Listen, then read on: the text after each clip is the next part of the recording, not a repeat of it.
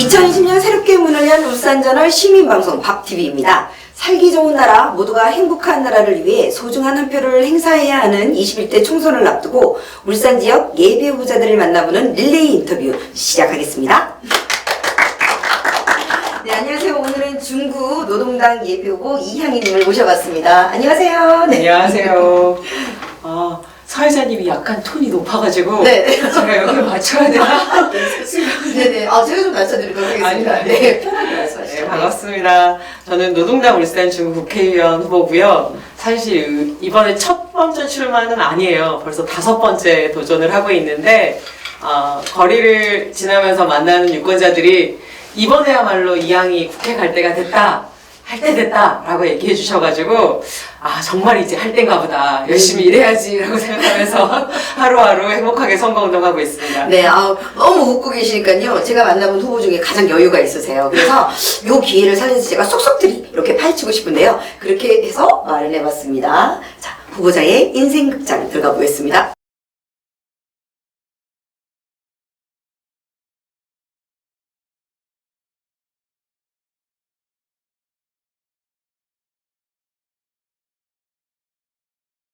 네, 이렇게 사진을 보다 보니까요, 정말 독특하세요. 어떻게 이렇게 한 개의 사진에서 얼굴이 튀는 흔적이 전혀 없으세요. 좋게 말하면 시민들과 함께하는 사진들이 우선이 되고요. 어떻게 이렇게 무슨 이유가 있나요? 이렇게 풀샷이 많고 노 메이크업 하시다가 한 번도 이렇게 누군가에 보이기 위한 사진이라는 거는 흔적이 전혀 없으세요. 네. 제가 뭘 하다 보면 네. 온전히 그 일에 빠져서 일을 하는 스타일이어가지고 네. 이게 남들한테 어떻게 비춰질까, 어떻게 잡힐까 이런 걸 충분히 고려를 못하는 것 같아요. 그러다 보니까 이제 사진 찍을 때도 구석에 있거나 네. 막 애들 속에 묻혀 있거나 이렇긴 한데 네. 저는 이제 어차피 이제 기록으로 남는 건 사진 한 장이지만 이 사진에서 제 얼굴을 본다기보다는 전체적인 느낌으로 당시에 이제 같이 했던 사람들과 했던 일, 그리고 그때 나눴던 이야기들, 그리고 또 그분들하고 지금도 다 교류하고 만나거든요. 그래서 그때 그 아이가 지금 어떻게 성장해서 어떤 일을 하고 있는지 이런 게 저한테 좀 더 많이 강렬하게 남는 것 같아요. 네, 사실 제가 오늘 좀 시청자분들께 좀 죄송하지만 편파 방송을 예정하고 이 자리에 앉았습니다. 계속 남자분들만 보시다가 이렇게 여성분이 와 계시고 또 이렇게 너무 예쁘시고 해서 제가 이 사랑하는 마음이 안 갈 수가 없는데요. 그 엄마의 마음이 드러난 사진이어서 저는 개인적으로 더 좋습니다. 그렇다면 여기 지금 사진을 보시고요. 특이할 만한 활동 기억나시는 게 있으면 말씀해 주세요. 저는 전라남도 진도라는 곳에서 태어났어요. 그래서 저희 아버지가 이제 한동안 그런 얘기 하셨는데, 네가 경쟁 상대가 진돗개였던 건 어쩔 수 없는데 이제 송가인한테 밀렸다. 아이고. 그래서 진도를 빛낸 인물로 송가인을 어떻게 이기지? 그래서 제가 아버지한테 말씀드렸어요. 혹시나 그게 누군가한테 공개되면 혼난다. 어떻게 송가인을 이겨요? 국민들에게 얼마나 많은 행복과 가인이어라 분위기죠. 행복을 정말 전파하고 있는 분인데 그분은 못 이기고요. 그러니까 정말 이렇게 송가인 씨를 통해서 진도라는 곳이 얼마나 이렇게 아름다운 곳인지, 그리고 또 정 있는 도시인지, 시골인지, 고장인지를 알릴 수 있어서 좋은 거고, 저는 제가 전라도에서 태어나서 고등학교까지 전라도에서 나왔어요. 대학이 아마 전라도 진도에 있었다면 저는 아마 지금 울산에 없을지도 몰라요. 다행히 울산에 대학이 없어서 서울에서 이제 공부를 하고 그때 당시에 앞으로 어떻게 살아갈 건가 뭐 이런 고민을 하다가 울산에 내려가서 비정규직 노동자들의 제2의 87년을 좀 만들어야 되겠다. 그래서 울산에 내려와서 그때가 2000년 7월이었거든요. 그래서 현대자동차 비정규직 노동자로 취업해서 일하면서 제가 당시에 시급을 1,750원을 받았어요. 아이고야. 그래서 월급 명세서를 보니까 한 달에 제가 400시간 일했더라고요. 근데 월급이 70만 원. 아이고 참. 그리고 제일 강렬했던 게 여름에 너무 더우면 오후 3시쯤 간식으로 아이스크림을 주세요. 그래서 정말 다행이다, 너무 좋다 하고 기다렸는데 제가 도장 2부 그 마스킹장에서 일을 하고 있었는데 쭉 이렇게 아이스크림을 나눠주면서 저랑 제 앞에 있는 친구를 퐁당 빼먹고 그냥 가시더라고요. 아니 왜요? 그래서 제가 선생님 저희는 네. 안 주셨는데요? 그랬더니 네. 그분이 아 니네 업체 조장이 와서 줄 거야 라고 하시고 그냥 가셨어요. 그러니까 그분은 정규직 조장이어서 자기 조원들한테 주신 거고 네네. 근데 저는 비정규직 업체 직원이었으니까 네네네. 저희 업체 조장님이 따로 저를 챙기셔야 됐던 거예요. 아니 이럴 수가. 근데 안 오셨어요. 네네. 어머머머 세상에. 근데 너무나 순진하게 그 다음날 아침을 출근해가지고 조장님한테 가서 조장님 어제 저희 빼먹었어요. 오늘 3시에 꼭 오세요. 이랬더니 조장님이 너무 황당하다는 눈으로 니네들은 그런 거 없어 라고 하시더라고요. 근데 이렇게 작은 건데 먹는 거에 인심이 그렇죠. 마음도 진짜 상하고 네. 그리고 봤더니 작업의 종류도 어렵고 고된 건 비정규직 청년들한테 시키시고 간식이나 여러 가지 복지 심지어 저는 작업 입사한 지 3개월 동안 제대로 된 깨끗한 작업복인 안전화를 받은 적이 없어요. 그러니까 워낙 이직률이 잦으니까 이렇게 앞사람이 신고 벗어놓은 작업복이랑 신발 그냥 주시더라고요. 네네네. 근데 그런 거 사실은 원청에서는 다 내려주거든요. 근데 그게 이제 현장에는 노동자한테 제대로 지급이 안 돼. 그래서 이런저런 현장의 실태 조사도 하고 노동법도 같이 공부하고 노동조합을 만드는 일을 했었죠. 네네네. 그리고 그런 일을 하다 보니까 한계에 많이 부딪혀서 이제 선거에 직접 출마하게 되는 2002년에 노무현 대통령이 당선되는 대통령 선거를 할 당시에 울산 중구에 그 김토혜 의원이 돌아가셔서 보궐선거가 진행됐거든요. 그래서 워낙 국회의원 선거나 지방선거는 전국 단위 선거라서 원외 군소정당들이 시민들한테 이렇게 각인되기가 쉽지가 않잖아요. 근데 이제 당시에 국회의원 선거가 딱 하나 있으니까 대통령 선거랑 같이 그래서 지금이야말로 우리가 이야기하는 걸 정확하게 전달할 수 있는 기회다. 그래서 비정규직 노동자들의 노동권, 네. 안전하게 일할 권리 이런 것에 대해서 막 얘기해보자 하고 야심차게 선거를 준비했는데 하면서 알았어요. 그러니까 이게 열심히 내가 노동법 공부하고 노동조합 만드는 일 하면서 선거라는 공간을 잠깐 활용하고 다시 여기로 돌아오는 게 아니라 선거라는 건 후보한테 모든 성과가 정치적이든 조직적이든 남는 거라서 네. 제가 이 당을 책임지는 정치인이 돼야 되는 거구나 라는 걸 알고 이제 선거 이후에 실제로 정치인으로 이제 삶을 네네. 살아야 되는데 준비된 정치인은 아니었기 때문에 사실 정당 활동하면서 저 스스로도 많은 시행착오를 거치면서 이제 훈련되고 지금까지 걸어온 것 같아요. 네네. 근데 한 가지 이 앞 제시했던 사진 중에 네네. 이제 주민들이랑 함께 있는 사진이 네네네. 있잖아요. 그러니까 그 전에는 몰랐어요. 그러니까 미혼일 때 결혼 전에 네. 혼자 일할 때 청년으로 살 때는 주거 공간은 그냥 잠만 자는 곳이었거든요. 그리고 투쟁하는 현장, 어려운 노동자들, 어려운 자영업자들 현장 막 쫓아다니면서 그분들의 안타까운 이야기 듣고 제가 도울 수 있는 찾고 이런 거 하는 게 참 바빴는데 실제로 이게 선거라는 건 그런 게 아니잖아요. 주민들한테 정확하게 투표할 수 있게 해야 되는데 참 서민들 옆에서 고생하는 건 알겠지만 이 정치 세력이 정말 우리 국민들에게 뭔가 삶의 변화를 만들 수 있는 힘을 가지고 있는 정치 세력인가 믿을 만한 대화 세력인가라는 것에 대해서는 네. 충분히 진보정당이 그렇게 국민들한테 각인돼 있지 않았던 거죠. 근데 그걸 어떻게 하면 만들 수 있을까에 대해서 고민을 충분히 하지 못했던 것 같고 결혼과 출산 그리고 실제로 제가 사는 마을이 생기면서 주민들 속에서 같이 살아가다 보니까 이제 제가 하고 있는 여러 가지 활동들에서 대해서 주민들한테 설명하고 또 주민들 눈높이에서 해줄 수 있는 조언이나 피드백을 받으면서 제 활동의 패턴이나 내용들이 조금씩 바뀌게 된 것 같아요.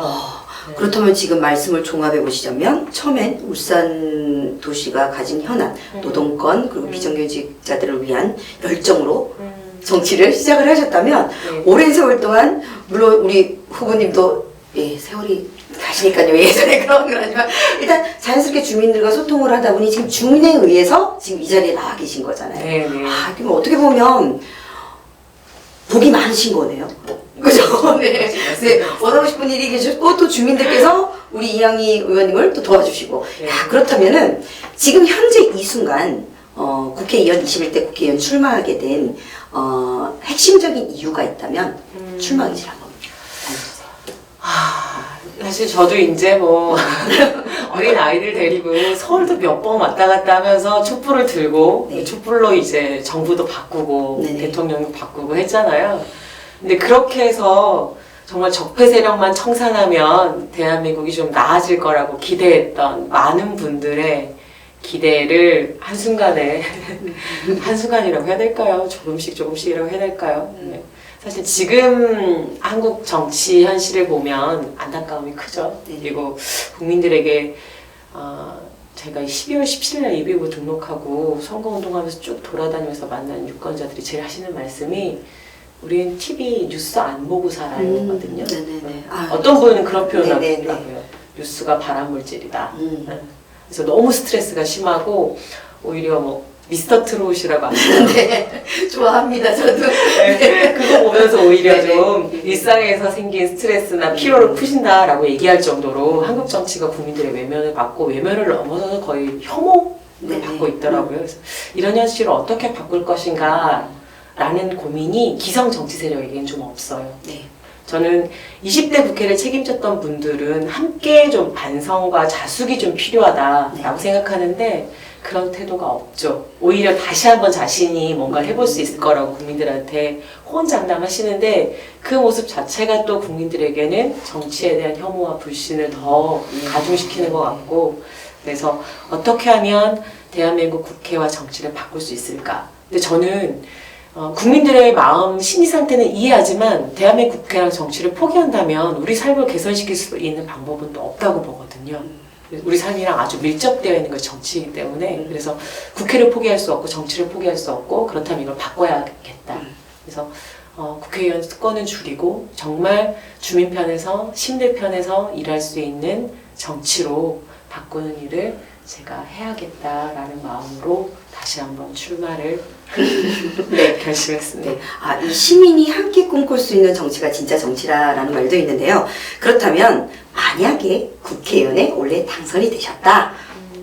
이것만 하겠습니다. 할 수 있는 투쟁. 사항 두 가지. 네. 제가 계속 국민들에게 말씀드리고 있는 건데 네. 국회를 바꾸는 일부터 해야 됩니다. 아니 4년에 한 번 선거를 통해서 국회의원 선출은 하지만 네. 정말 국민들이 보시기에 합당치 않은 일을 계속해서 하고 있고 범죄의 원상인 국회를 그냥 놔둘 수가 없잖아요. 근데 이 국회를 중간에 심판할 방법이 없어요. 네. 저는 국회의원들 국민이 소환해서 언제든지 국회의원의 자격을 다시 한번 물을 수 있는 네. 국민 소환제 도입해야 된다고 생각하고요. 네.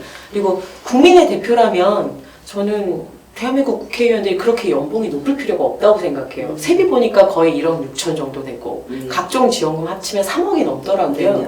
국민을 대표하는 네네. 정치인이 국회의원이라면 대한민국 평균 노동자들의 평균 임금이랑 네. 사실은 일치시키거나 연동시켜서 정말 노동자의 서민들의 삶과 처지에 대해서 국회의원들이 함께 좀 책임질 수 있는 그런 책임의식을 만들어야 된다고 생각하고요.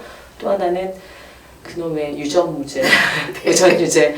도대체 국회의원들은 잘못을 해도 면책특권, 불체포특권 때문에 네. 아무런 처벌이 안 받고요. 또 이 국회의원들 자기들끼리의 연대가 너무 강력해서 방탄국회라는 얘기도 있잖아요. 죄 지은 사람 처벌 좀 하려고 하면 국회 열어가지고 국회의원 못 잡아가게 막아주고 그래서 이런 것들 보시면서 국민들의 실험이 깊을 텐데 정말 국회의원의 특권은 줄이고 국민을 위해서 일하는 국회로 바꾸는 일을 첫 번째로 할 거고요. 그리고 또 하나는 이제 울산하고 직결되어 있는 현안인데요. 많은 분들이 아실 거예요. 국민 여러분, 울산은 핵발전소로 포위된 도시입니다. 행정구역상 울산이 아니기 때문에 모르시는 분들도 있지만 가까이 월성원전 그리고 가까이 있는 고리원전이 사실은 경주고요. 부산이에요. 그리고 행정구역으로 따지면 행정구역은 부산이고 경주지만 거리는 울산이 훨씬 가깝습니다. 일례로 월성원전이 경주시청까지 거리 27km예요.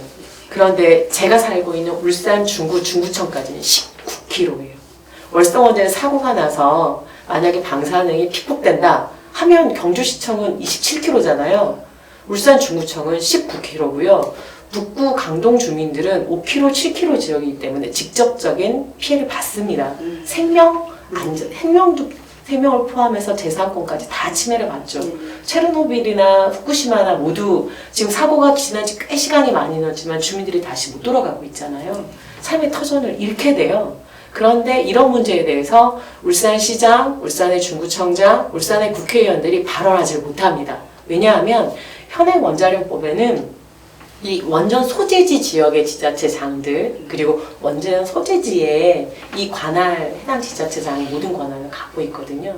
이제 대통령과 함께. 그래서 울산시장님이 울산 시민들의 안전을 위해서 이 월성 원전 노후화된 걸 폐쇄해야 되겠다. 내지는 지진으로 위험할 때는 당장 운영을 정지해야 되겠다라는 우리 주민들의 지극히 상식적인 요구를 반영하고 얘기하고 싶어도 전혀 반영할 수 없는 거예요. 거기는 울산이 아니잖아요. 끝이에요. 지금 울산 북구가 최근에 그 맥스터 건설 반대를 위한 주민 서명을 막 받고 있고 주민 투표도 준비하고 있습니다.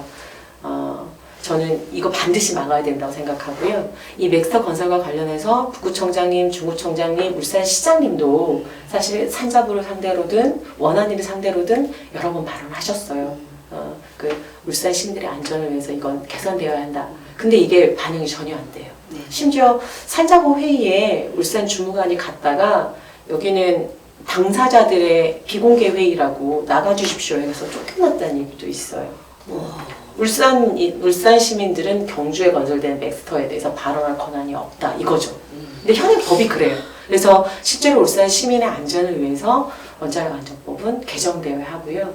이걸 21대 국회에서 반드시 해결하고 싶습니다. 네, 제가 이렇게 열정이 대단하시고 일단은 그 국회의원들 그리고 또 탈원전 저희 시민들은 필요성을 느끼긴 하지만 너무나 거대한 국가기업이가 큰 조직이기 때문에 사실 말은 할 수 있지만 그 정책이 실현될 거라는 꿈은 전혀 가지지 못했었어요. 근데 우리 의원님께서 그렇게 후보자님께서 그렇게 소신 있게 말씀하시는 도중 또 한편 걱정도 됩니다. 사실은. 네. 그래서 저희가 만나봐야죠. 최백문 논설실장의 시민이 묻고 후보가 답한다. 정책토론 들어가 보겠습니다. 실 실장님. 네.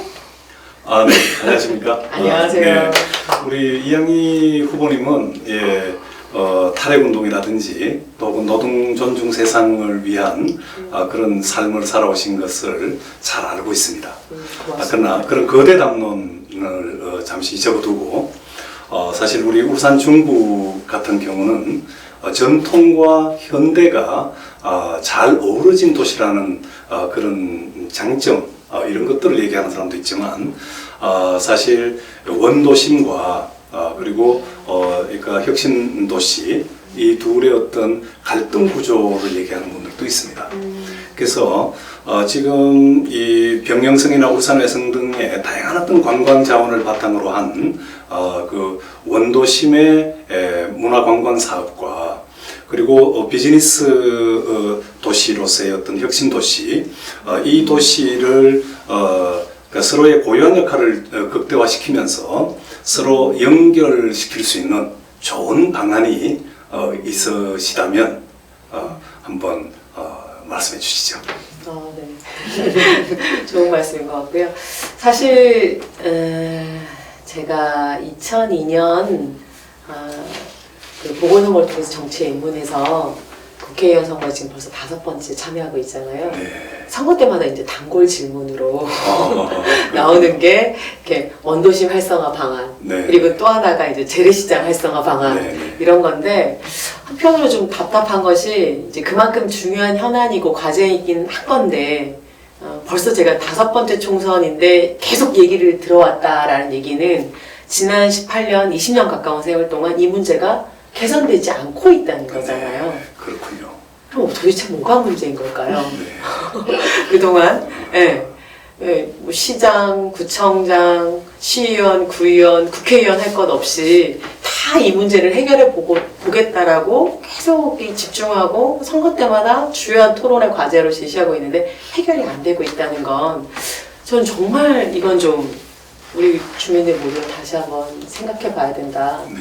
그동안 엄청난 예산도 투여됐었는데요. 그리고 또 선거 때마다 이걸 핵심 이슈로 제공도 했었고, 그래서 좀 한편으로는 자꾸 이런 이야기들을 하게 되는 게 좀 유감스러운 측면도 있고 안타까워서 제가 서두에 말씀을 좀 드렸고요. 전 중요한 건 분명히 원도심인 중구와 그리고 중구 한켠에 있는 혁신도시가 만들어지면서 중구에 좀 새로운 활력이 생긴 건 맞다라고 봅니다. 그래서 혁신도시의 공공기관 이전하면서 중구가 좀 젊어지기도 했고 새로운 활력이 만들어지는 것도 있고, 그리고 최근 태화강 국가정원 문제나 그리고 태화강 국가정원 지정되고 심리예술이 전국적으로 좀 알려지면서 사실 관광객도 많이 유치되고, 그래서 실제로 울산 중구가 관광과 그리고 또 새로운 신성장 동력이라고 할 수 있는 혁신도시를 중심으로 한 공공기관 쪽의 비즈니스 모델을 같이 좀 결합시키면 좀 나아질 수 있지 않을까라고 이제 기대하시는 분들이 있는데, 저는 거기서 제일 중요한 건 당사자들의 목소리라고 생각합니다. 그러니까 원도심에 실제로 거주하시는 주민들이 느끼는 이 관광산업 제시되고 있는 지자체에서 이게 예산 투여나 집행 방향 그리고 도시 예산 방향에 대해서 실제로 당사자인 주민들을 만나면 좀 다르게 평가하고 판단하는 부분이 있어요. 예를 들면 그 성남동 안에만 해도 재래시장이 되게 여러 개가 있어요. 뭐 옥교시장도 있고 중앙시장도 있고 성남시장도 있고 우정시장도 있고 태화시장도 있고, 그리고 이 큰 대로 하나만 지나고 나면 이제 구역전 시장, 학성 새벽시장 해가지고 원도심 안에 시장이 정말 많은데, 이 시장들이 각각의 자기 특성과 자기 특색을 좀 살리는 방향, 그리고 이걸 그 태화강 국가정원에 여행 오신 분들이랑 연결시켜서 좀 정주하시면서 울산 구석구석을 돌아다닐 수 있는 관광상품을 개발하는 문제나 좀 투어 코스를 만드는 문제, 이런 것들에 대해서 좀 같이 고민했으면 좋겠는데, 이제 다 따로따로 진행되는 거예요. 1차적으로는 워낙 중구 지자체 자체가 재정 자립도도 낮고 세수도 꼭 없고 그래가지고 보면 공무원들은 정말 고생 많이 하시거든요. 그래서 어떻게든 국가 공모 사업을 통해서 예산 따내가지고 부분적으로 도시재생 사업도 진행하시고 이런 관광 사업이나 시장 개선 사업도 하시는데, 이게 이렇게 각각 따로따로 진행되다 보니까 좀 큰 틀에서 중구 전체를 조망하는 계획은 잘 안 나오는 것 같고, 그래서 계속 선거 때마다 뭐 아케이트나 주차장이나 그리고 또 관광상품 연결시켜서 좀 만들면 좀 나아지지 않을까? 또는 뭐 태화강 국가정원 주변에 주차장을 좀 만들면 이게 해결되지 않을까라고 생각하는데, 저는 좀 그런 단기적인 해결책보다는 좀 직접 주민들이랑 당사자들이랑 그리고 그 일에 종사하시는 분들이랑, 예를 들면 상인회 분들이랑 그 상인 시장 상인분들이랑 직접 해당 시장에 특화된 뭐 브랜드로 한다거나, 또 뭐 예를 들면 전국에 있는 전통시장 중에 활성화되어 있는 시장들이 좀 있잖아요.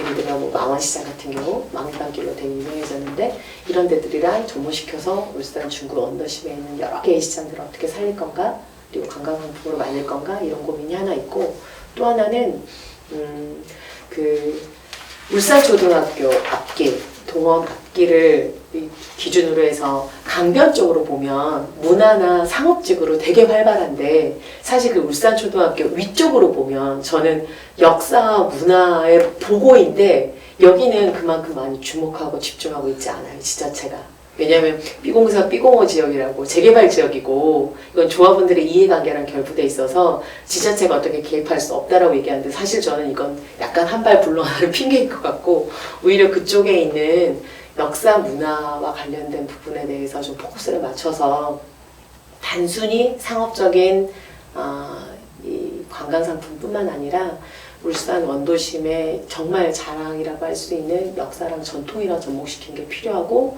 그래서 동원이 미술관 옆에 아주 왜소하게 고립되는 게 아니라 울산 초등학교 운동장에서 정말 생명력 있게 자라던 회화나무가 이제 무슨 매물단지처럼 한켠에 치우쳐져 있는 것이 아니라 그 일대 읍성길이나, 그리고 아까도 선생님도 말씀하셨던 그 외성, 그리고 또 뭐 병영성, 이런 여러 가지 역사 유적지들과 함께 접목시켜서 울산을 말 그대로 역사와 문화와 전통이 함께 살아 숨쉬는 관광 도시로 만들 수 있는 고민들을 좀 해야 하지 않는가라는 생각을 좀 하고 있습니다.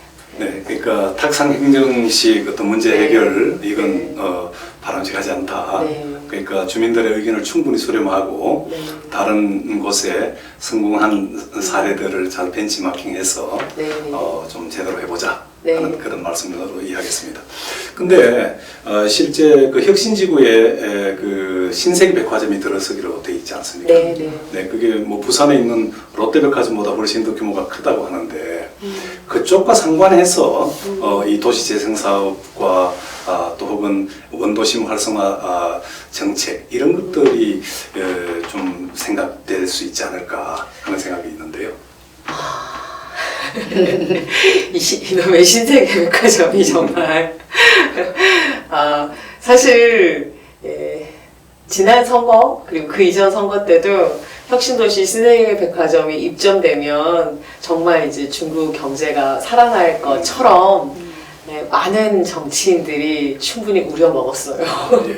그렇죠. 그 신세계백화점이 입점한다는 얘기는 한 10년 전부터 있었는데 사실 아직까지 입점되지 않고, 왜냐면 이건 신세계 입장에서, 기업 입장에서는 투자 가치가 분명히 있고 발전 가능성이 있어야 유치하는 거잖아요. 근데 신세계는 부지는 매입했지만 정말 백화점을 지을 건지 말 건지에 대해서는 여전히 판단하고 있는 거고, 백화점을 짓는 게 별로 효과가 없겠다라고 판단해서 뭐 우회해서 이렇게 복합 쇼핑몰 스타필드라고 하나요? 이름 제가 정확하게 지금 기억은 안 나는데 그런 걸 이제 입점하는 것까지 다시 한번 좀 고민하고 있다고 하는데, 그래서 주민들 입장에서는 처음에는 백화점이었는데 백화점이 돼야 한다라고 하셨다가 백화점이 정 못 들어온 상황이면 그 복합 쇼핑몰이라도 들어왔으면 좋겠다라고 얘기하시더라고요. 그래서 근데 그렇게 이제 염원하시는 이유를 쭉 들어보면 사실은 부동산 경기예요. 왜냐하면 신세계 백화점 부지가 들어설 것이다 라고 생각하고 브랜드 아파트들이 들어서면서 그 아파트들이 지금 엄청나게 비싸요. 네. 예를 들면 이 최근 몇 년간 부동산 경기가 정말 어렵고 사실 경제 자체도 너무나 어려워서 울산 중구에서 중구 밖으로 빠져나가는, 그러니까 좀 더 좋은 쾌적한 주거 환경을 위해서 중구를 떠나는 인구들이 꽤 많았어요. 제가 연말에 통계청 그 결과를 보니까요, 울산에서 1,172명이 타 도시로 빠져나갔더라고요. 근데 그 중에 중구만 8,500명이 빠져나갔고요. 네. 그리고 또 이 중구에서 빠져나간 인구 중에 주택 문제로 중구를 떠나신 분들도 한 17%가 돼요. 2,000명이 넘어요. 그래서 이제 통계청에서 아주 구체적으로 각 동별 데이터까지는 아직 안 나와서 제가 거기까지는 분석을 못했는데, 보니까 이제 북부의 송정지구나 부산, 양산, 경주로 이주하신 분들 꽤 있던데, 실제로 제가 거주하고 있는 성안동 같은 경우 32평 아파트가 2억대예요. 이것도 어마어마한 가격이긴 한데 안 나가요. 사려는 사람이 없어요.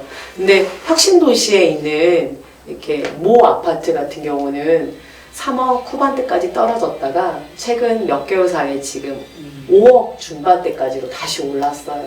네. 근데 저는 이게 좀 맞는 거예요? 제가 이제 이런 얘기 하면 참모들은 표 떨어진다고 얘기하지 말라고 하시는 분들도 있는데 저도 걱정했습니다. 선생님, 근데 32평대 아파트가 한 동네는 2억이고 한 동네는 5억이라는 게, 이게 강남 투기 지역도 아니고 중구에서 중구라는 조그만 동네 차로 2, 3분 거리에 이웃 동네에서 이런 일이 발생하고 있는 게 맞는지, 그리고 언제까지 이렇게 부동산 불패신화로 부동산 공화국으로 대한민국을 계속 내버려 둘 건지라는 생각이 있어요. 그래서 저는 그 신세계 부지에 백화점이 들어올 건지 쇼핑몰이 들어올 건지 이거에 따라서 중구가 얼마나 활력을 회복할 수 있을지에 대해서 없는 것보다는 낫겠죠. 근데 그게 정말 중구를 살리는 핵심 키워드인가 라는 거 보면 좀 회의해요. 왜냐면 앞서 얘기했듯이 전국에서 인구 이동 추이를 보면 가장 많은 곳이 울산이고요. 전 너무 충격적이었어요. 네네. 이렇게 어디 도서 산간 지역이 아니에요. 산업수도라고 하는 이 울산, 대도시라고 하는 이 울산에서 울산을 떠나는 인구가 이렇게 많고 그 중에 중구가 또 제일 많아요.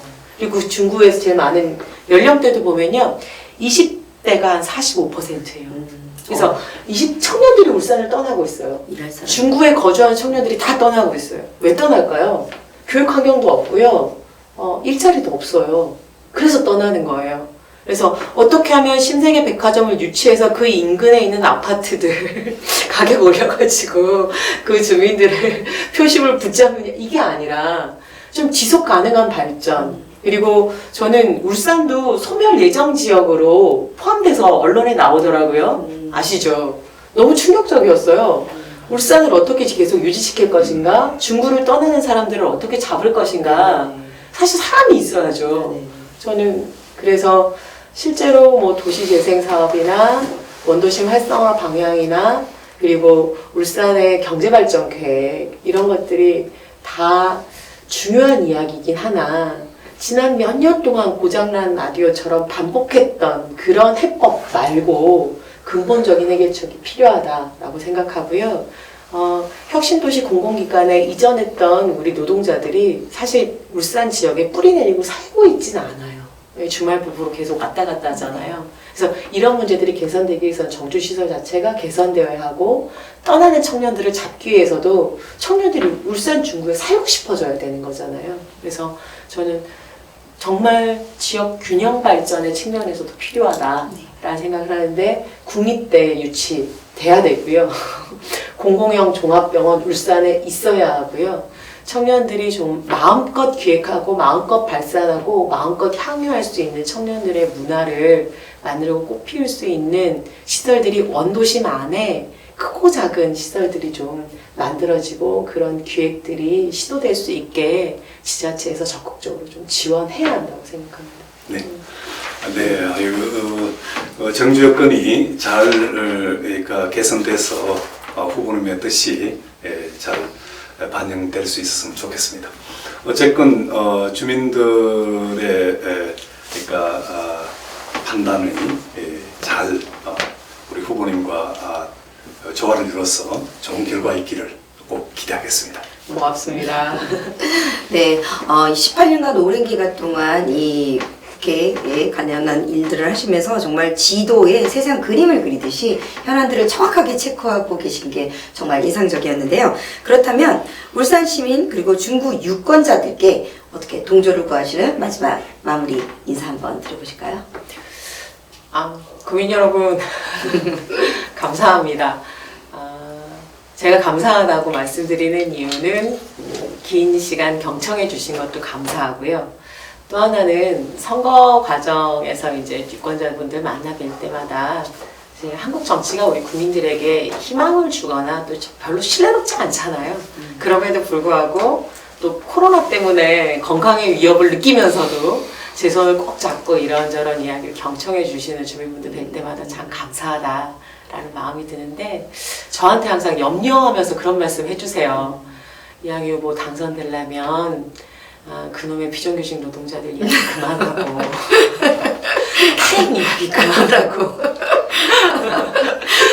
저한테 그런 얘기를 하세요. 투표에 별로 도움이 안 된다 염려하시는데 제가 그러면 또 손을 꼭 잡고 말씀을 드리죠.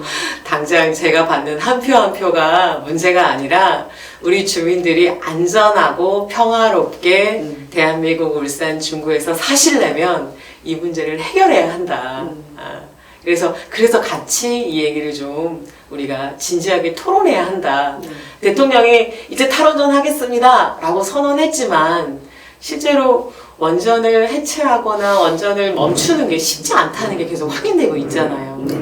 기후위기 이야기하면서 원전이 가장 깨끗하고 좋은 에너지라고 계속 주장하는 사람들도 있고요. 근데 사실 이거 거짓말이에요.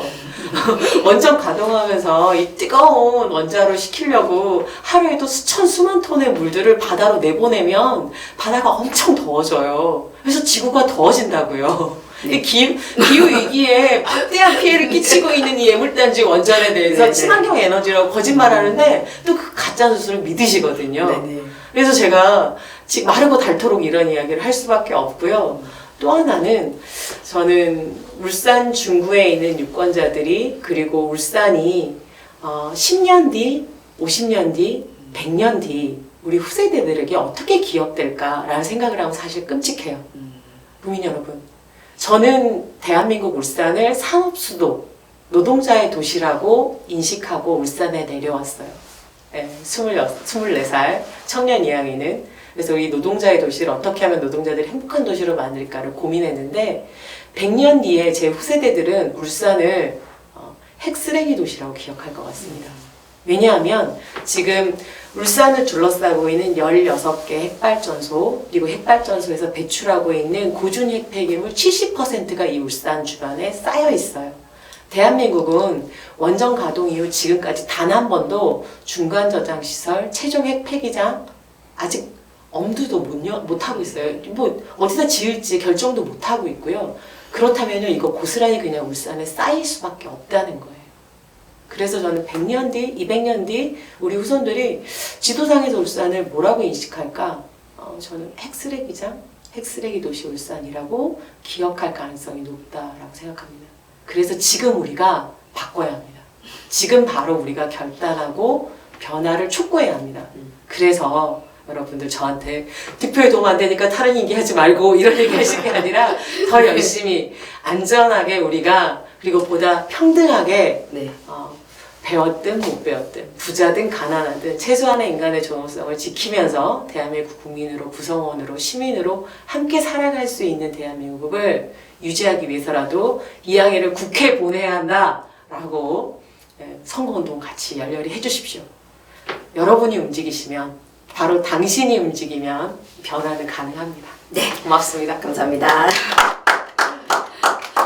네, 정말 많은 시민이 원하는 가장 효과적인 정책이 실현되는 그날까지 저희 밥TV는 계속됩니다. 저희는 다음 이 시간 다시 찾아뵙도록 하겠습니다. 안녕히 계세요.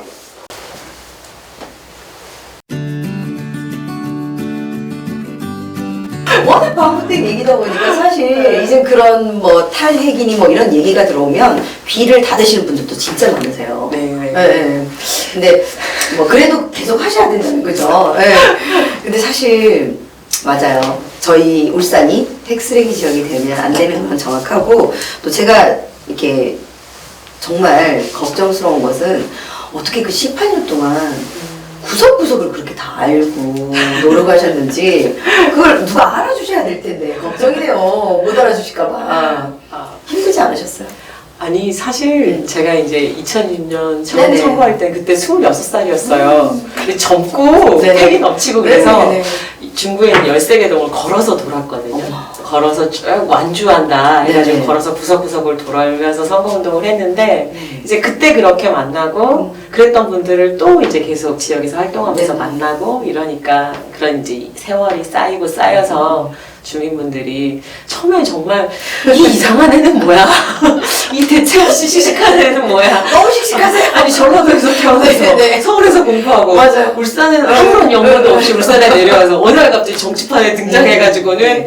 뭐 학연, 지연, 혈연을 다 타파하고 이선의 정치 권력과 다른 정치 해보겠다고 막 호의롭게 외치는 이 청년에 대해서 되게 신기하고 호기심 어린 눈으로 좀 쳐다보셨는데 네. 실제로 이제 시간이 지나고 보니까 그런 말씀을 많이 하시더라고요. 진국이더라.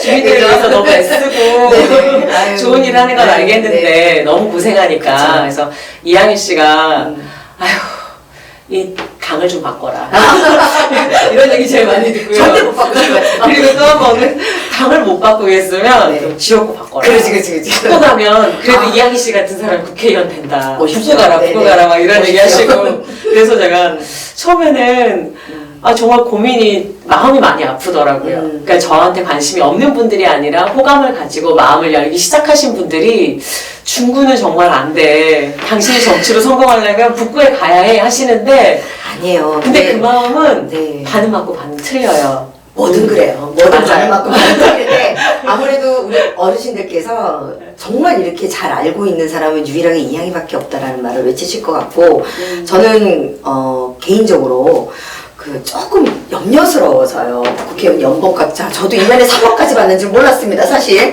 네, 연봉 깎아야 되네요. 맞아요. 사실이긴 한데 드러내지 마세요. 좀 보호를 하셔야 될 것 같아요.